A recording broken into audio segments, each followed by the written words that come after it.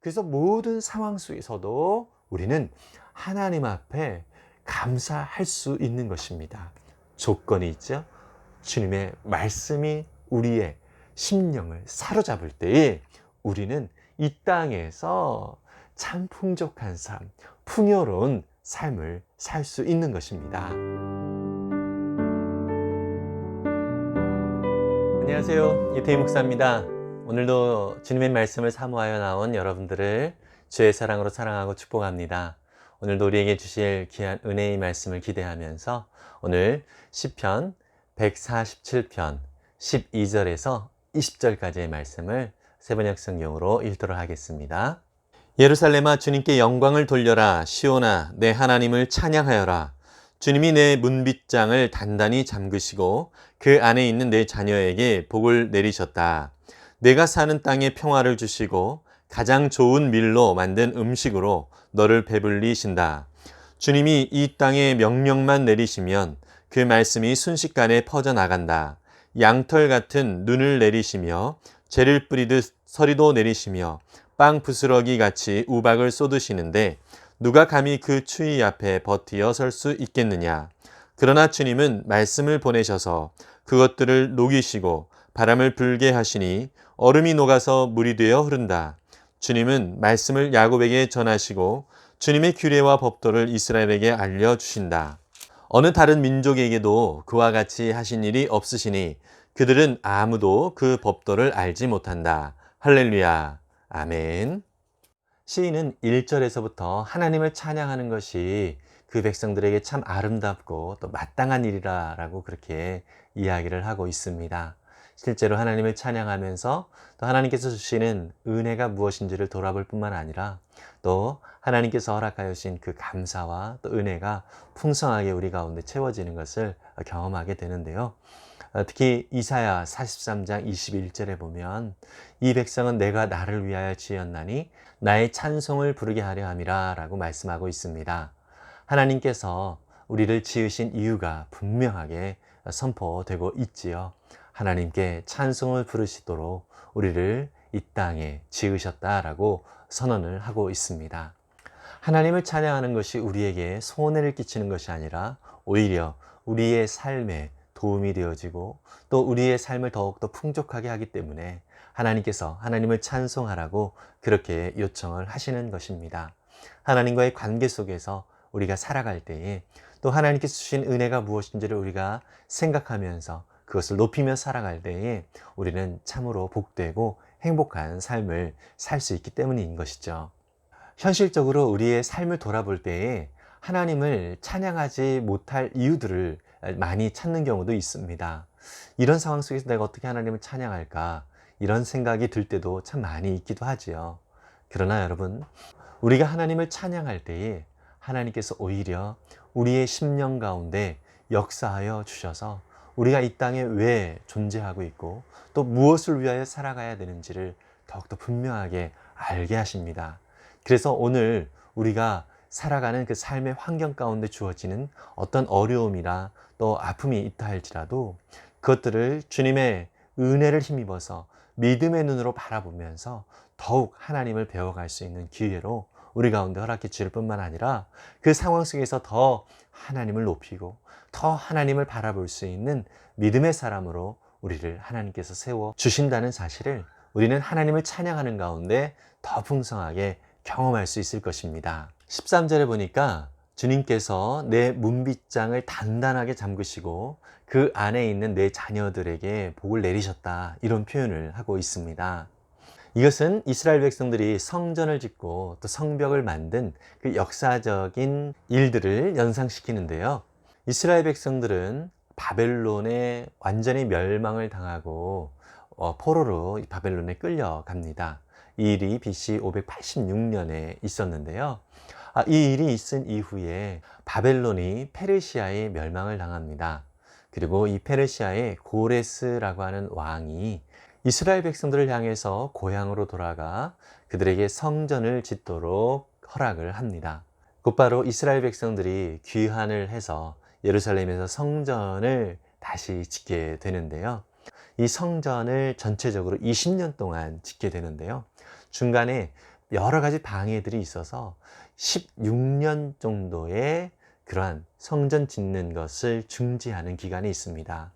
실제로는 성전을 짓는 기간은 4년 정도밖에 걸리지 않았지만 중간에 이 성전을 짓는 방해 세력들로 인하여서 16년이라고 하는 성전 짓는 것을 중단하는 일들이 생기게 됩니다.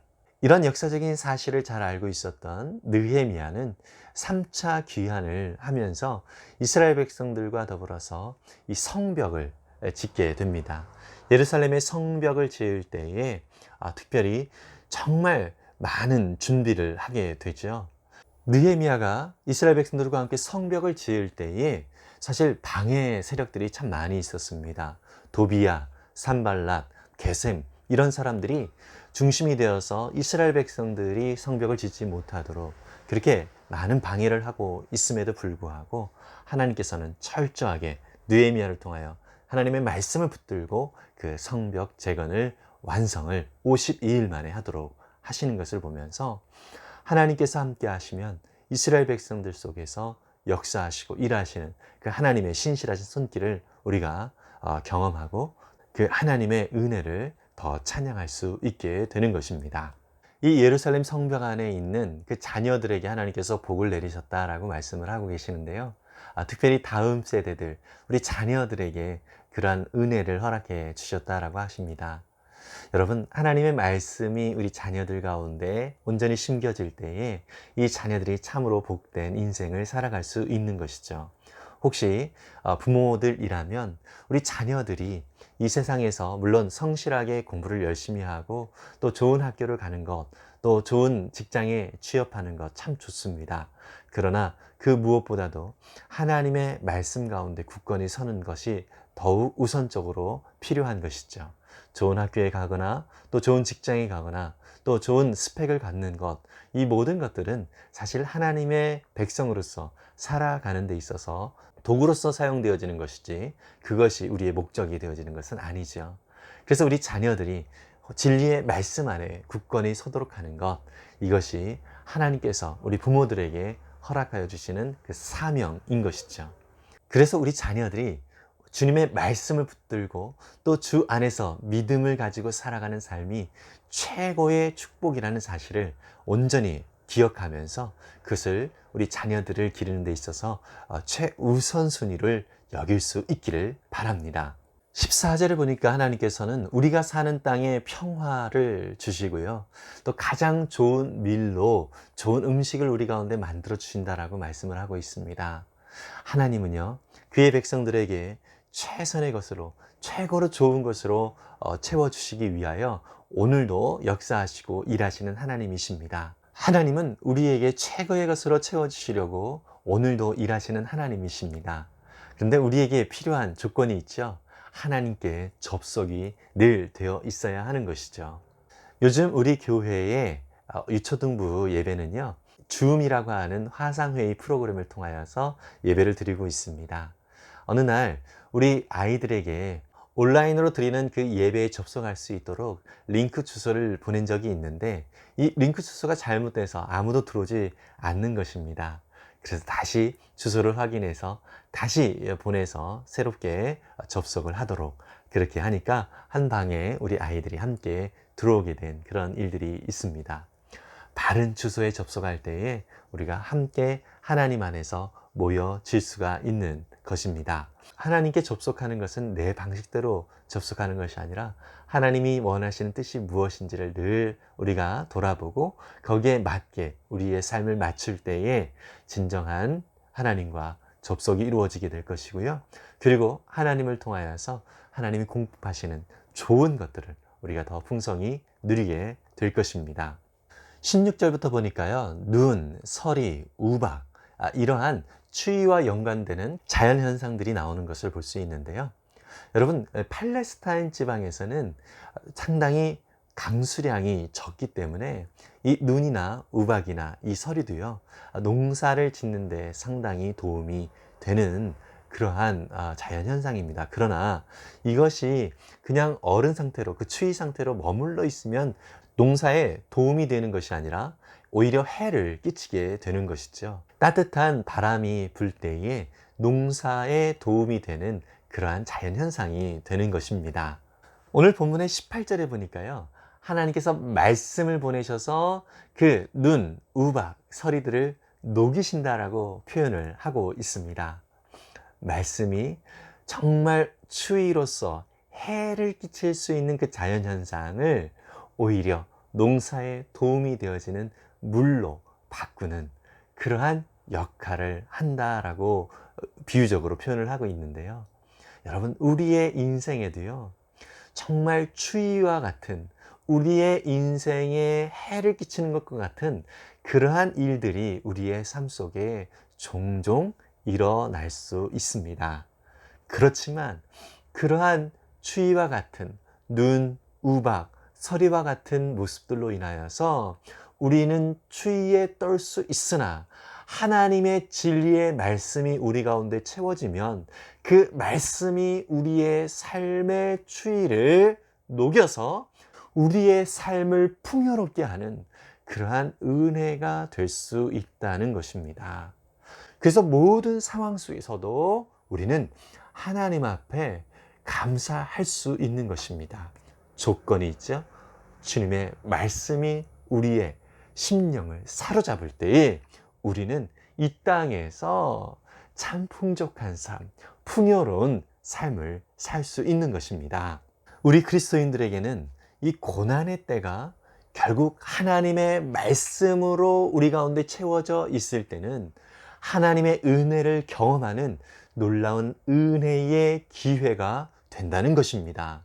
그리고 그것을 통하여서 하나님을 더 깊이 배워가고 더 하나님의 성품을 닮아가고 또 하나님의 은혜 가운데 풍성하게 우리가 거할 수 있게 되는 것이고요. 오히려 그 하나님을 경험한 것을 더 높이고 더 하나님을 찬양할 수 있는 은혜의 기회로서 우리 모든 고난과 아픔들이 우리 가운데 새롭게 변화가 될 수 있다는 것을 우리는 기대할 수 있는 것입니다. 그렇기 때문에 우리의 삶에 하나님의 말씀이 주어진다는 것이 얼마나 큰 은혜이며 복인지 정말 감사거리가 아닐 수 없습니다. 하나님은 지금도 저와 여러분들에게 이렇게 귀한 말씀을 허락해 주고 계십니다. 이 말씀이 우리 가운데 주어지는 것을 감사히 여기고 오늘도 그 말씀으로 승리하며 살아가는 저와 여러분들이 될 수 있기를 바랍니다. 그렇기 때문에 우리 안에 말씀이 채워진다면, 우리에게 말씀을 붙들고 나아가는 그러한 삶이 되어진다면 우리에게 주어진 모든 삶은 걱정과 염려가 아니라 오히려 하나님을 찬양할 수 있는 은혜의 삶이 될 수 있다는 것을 우리가 믿음으로 고백할 수 있는 것이지요. 그런 은혜들을 오늘도 충만히 누릴 수 있는 우리 모두가 될 수 있기를 간절히 바랍니다. 기도하겠습니다. 하나님께서 우리를 이 땅에 창조하신 이유는 하나님의 찬송을 부르게 하려 함임을 우리가 다시 한번 확인하면서, 주님, 그것이 하나님 앞에 영광이 될 뿐만 아니라 우리의 삶을 더욱더 풍요롭게 하는 은혜라는 사실을 우리가 더 깊이 깨닫고 주님 앞에 더욱더 우리의 삶을 통하여 주님을 찬양하고 주님을 높이는 그러한 삶이 되어지기를 원하오니, 주님, 우리의 삶을 붙드시고 역사하여 주시옵소서. 때로는 정말 추운 겨울과 같이 우리의 삶을 정말 힘겹게 하는 그런 고난들, 아픔들이 있을 수 있습니다.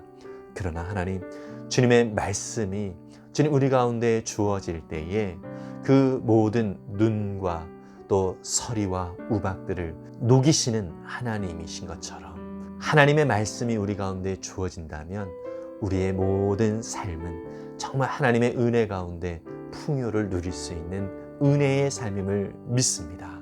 주님, 그러한 삶으로 가득 채움을 입기를 원하오니 진리의 말씀으로 더욱 우리의 심령을 채워주시고 그 말씀 가운데 더욱더 은혜와 힘을 얻을 수 있는 거룩한 우리의 삶이 되도록 역사해 주옵소서.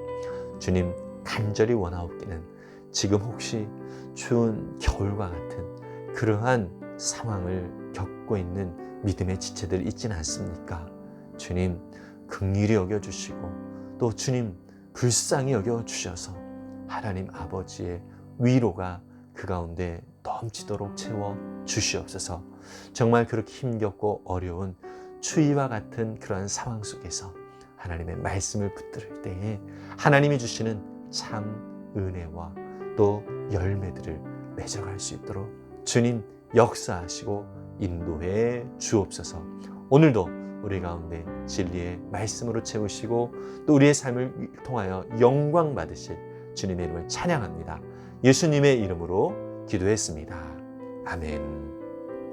구슬이 서말이라도 꿰어야 보배라고 하는 속담이 있습니다. 정말로 하나님의 말씀은 오늘도 우리 가운데 이렇게 충만히 우리의 삶을 채워주고 있습니다. 그 하나님의 말씀을 더욱더 우리가 깊이 마음에 새기고 또 그 말씀으로 우리의 삶을 돌아보면서 하나님께서 우리를 풍요롭게 하시는 그런 은혜들을 오늘도 깊이 경험할 수 있기를 바랍니다. 추운 겨울과 같은 우리의 삶일지라도 하나님께서는 그것을 변하여서 풍성한 열매를 맺을 수 있도록 은혜를 허락해 주시는 분이십니다. 그 하나님을 더욱더 믿음의 눈으로 바라보면서 오늘도 주님 안에서 승리하는 그러한 저와 여러분들이 모두 될 수 있기를 간절히 바랍니다. 하늘 복 많이 받으세요. 샬롬.